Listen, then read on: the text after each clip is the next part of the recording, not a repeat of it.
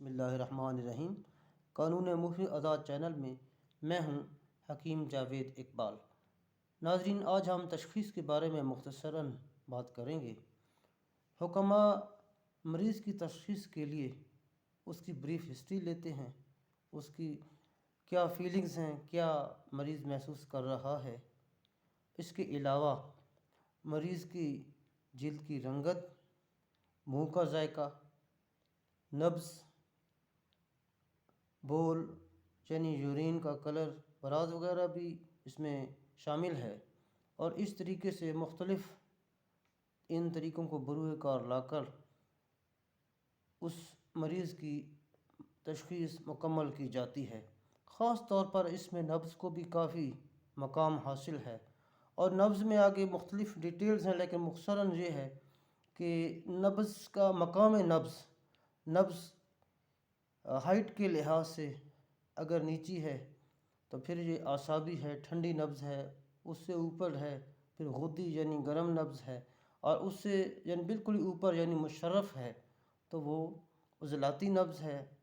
اور اس کے ساتھ ساتھ مرض کی طوالت، قوام وغیرہ ساری چیزیں دیکھی جاتی ہیں، تو نبض کا مقام جاننے کے بعد تھوڑا سا اس کی طوالت وغیرہ کو بھی مد نظر رکھا جاتا ہے کہ خصوصاً قانون مفرد اعضاء میں اگر نبض اعصابی ہے یعنی بالکل ہی نیچے ہے تو اس کے ساتھ ساتھ اس میں دوسرا ٹرینڈ کیا جا رہا ہے، اعصاب کا تعلق عضلات سے ہے یا غدد میں ہے۔ اسی طرح اگر غدی نبض یعنی جگر والی گرم نبض ہے تو اس میں پھر یہ دیکھا جاتا ہے مزید کہ اس نبض کا تعلق آگے اعصاب سے بھی ہے یعنی غدی اعصابی ہے، یا عضلات کے ساتھ ہے یعنی غدی عضلاتی ہے۔ اسی طریقے سے بالکل ہی مشرف نبض جو بالکل ہی اوپر انگلی رکھنے سے محسوس ہوتی ہے، عضلاتی نبض، اس میں دیکھا جاتا ہے کہ آگے عضلات کا تعلق اعصاب سے ہے یعنی عضلاتی اعصابی نبض ہے، یا عضلاتی غدی یعنی خشک گرم نبض ہے۔ اس طریقے سے قانون مفرد اعضاء کی نبض کا یہ سلسلہ ہے، اور اس کے ساتھ ساتھ منہ کا ذائقہ، جلد کی رنگت، مریض جو ہسٹری بتاتا ہے اس کو، ان ساری چیزوں کو آپس میں میچ کیا جاتا ہے، پھر پراپر تشخیص ہونے سے دوا دی جاتی ہے۔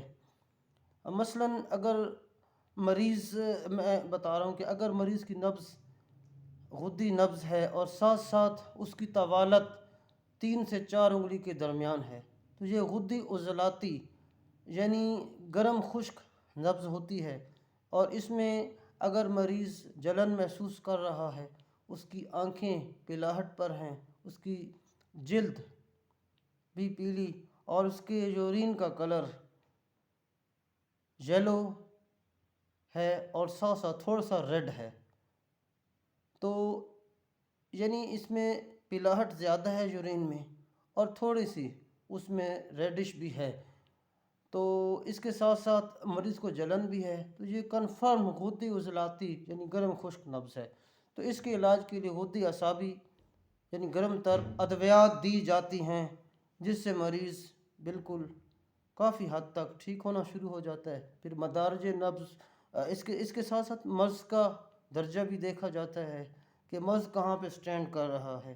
اگر مرض پرانا ہے اور اس میں زیادہ پھیلا ہوا ہے جسم میں تو اس کے مطابق پھر دوا کا درجہ بھی زیادہ ہوتا ہے۔ اگر مرض کو قائم ہوئے کچھ عرصہ ہوا ہے جیسے کہ ہسٹری مریض بتاتا ہے تو اس کے مطابق، اور پھر مرض کے درجے کے مطابق ہلکی دوا بھی جس میں محرک اور شدید شامل ہیں۔ اگر مرض زیادہ ہے تو پھر ملین اور اس سے اوپر تریاک اکسیرات وغیرہ بھی دی جاتی ہیں۔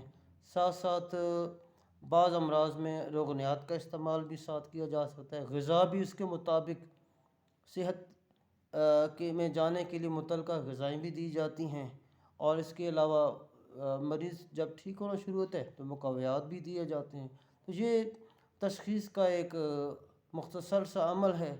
اس کے لیے نبض پہ عبور ہونا ضروری ہے، اور دیگر جو علامات ہیں ان پہ بھی مکمل کافی حد تک عبور ہونا ضروری ہے، اور مریض کی ہسٹری کا بھی اس میں بہت زیادہ عمل دخل ہے۔ اور پھر آپ دیکھتے ہیں کہ تیر نشانے پہ بیٹھتا ہے، اگر صحیح تشخیص ہو تو مرض دنوں میں، اور خصوصاً بخار وغیرہ تو گھنٹوں میں بھی ٹھیک ہوتے مریضوں کو دیکھا گیا ہے۔ تو اس طریقے سے یہ ساری تشخیص کے عوامل ہیں، اور کلیات ایک ایسا فیلڈ ہے طبی تعلیم میں کہ کلیات اگر آپ صحیح طریقے سے پڑھتے ہیں تو آپ ان تمام عوامل کے بارے میں بہترین طور پر ایک معالج تشخیص کر سکتا ہے۔